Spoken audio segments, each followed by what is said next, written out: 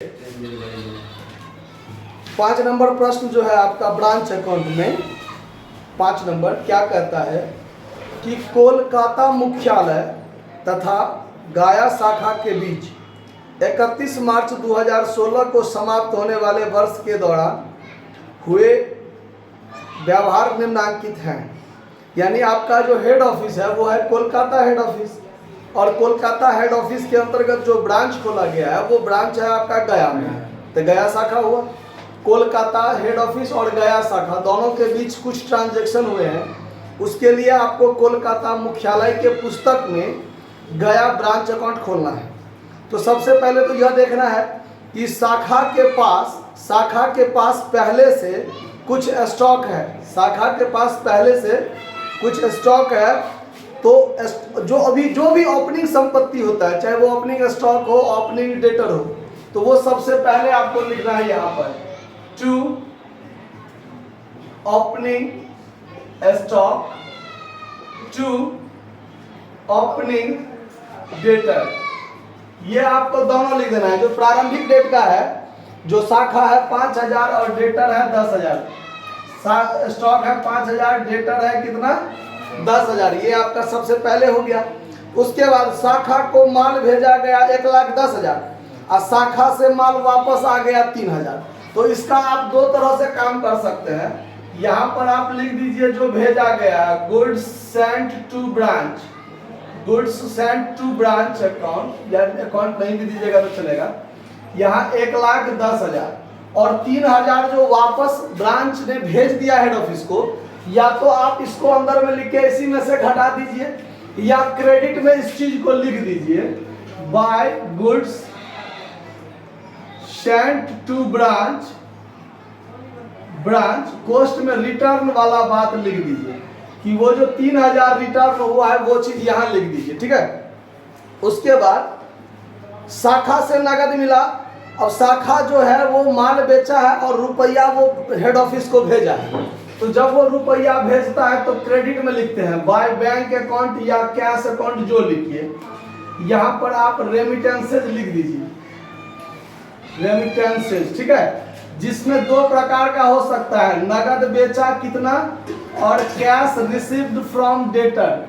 चूंकि उधारी भी बेचता है तो देनदार से भी तो कुछ रुपया वसूल होगा। तो जो रुपया नगद बेचा है 10,000 का, नगद बेचा है 10,000 का, और देनदार से प्राप्त किया 96,000, मिलाकर 1,06,000 हुआ।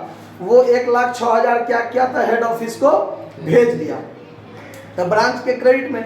अब ब्रांच कई प्रकार के खर्च करता है, तो उस ब्रांच जो खर्च करता है उसके लिए ब्रांच को हेड ऑफिस रुपया भेजता है खर्चा के लिए। तो यहाँ पर डेबिट में हो जाएगा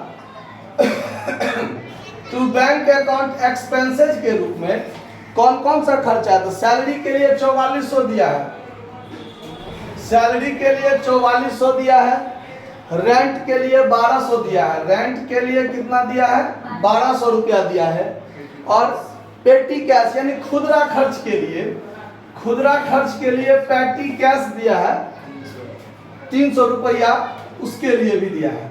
तो 4 2 6 3 900 ये हो गया, 4 1 5, यानी 5,900 रुपया टोटल खर्चा के लिए भेजा है। उसके बाद शाखा के पास अंत में कुछ स्टॉक और कुछ डेटर बचा हुआ भी है, तो ये अंत में हो जाएगा by closing stock by closing debtor, closing debtor. इसको आप बाय बैलेंस सीडी के अंतर्गत भी दोनों का नाम लिख के रख सकते हैं, दोनों तरीका है। तो आपका ये कितना हो गया, अंतिम स्टॉक है 22,000, अंतिम स्टॉक 22,000, अंतिम डेटर है कितना 16,000, और 30 रुपया का अंतिम कैश भी है, पेटी कैश, खुदरा रोकड़। तो बाय क्लोजिंग पेटी कैश, पेटी कैश 30 रुपया का है, ठीक है। बात खत्म। अब आप दोनों साइड का जोड़ घटाव कर लीजिए, आपका प्रॉफिट या लॉस निकल जाएगा। तो अगर क्रेडिट ज्यादा है तो क्रेडिट ज्यादा है तो डेबिट में घटेगा to general PL account, to general PL account profit हो जाएगा। और यदि ये डेबिट ज्यादा हो गया क्रेडिट घटा तो bye general PL account loss हो जाएगा, ठीक है। तो क्या हुआ, आपको जोड़ घटाव किए, कितना आया घटा के कितना आया 16,000। पहले पूरा को जोड़े तो कितना आया? 1,47,000 1,47,030 1,47,030 और इसमें से इसको घटाए तो कितना आया? 16,130। आपका आंसर है 16,130। तो सवाल पर आपको विजय प्राप्त हुआ। इसको नोट कर लीजिए और फिर आप 6 नंबर अपने से बनाने का प्रयास कीजिए। नहीं बनेगा तो फिर देखते हैं।